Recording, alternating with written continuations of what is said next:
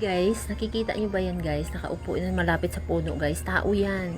Tao yan, tao yan. Nakikita yan ng asawa ko. Kasi yung asawa ko gumilid lang dyan. Tapos, ayan, tao yan. Nangunguha ng pagkain sa basura. Yung mga tinatapon ng mga restaurant. Ayan siya. O, kawawa yan guys. Kasi, ayan. Ayan siya. Parang pumasok siya sa isang, umalis na siya doon. Tapos, pumasok siya sa isang parang subdivision yan.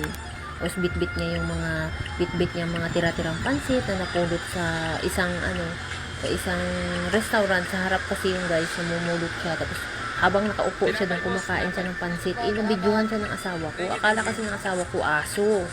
Tao pala. Ayan oh, tingnan nyo. Pasuray-suray na lang siya. Sa gutom yan guys. Malambot yung mga tuhod niya. Sa gutom. Super kawawa daw yan. Alam nyo yung asawa ko sobrang maawain sa lahat yan. Tinapay, boss, tinapay. Ayan o. Binigyan niya ng pagkain. Tsaka matino daw.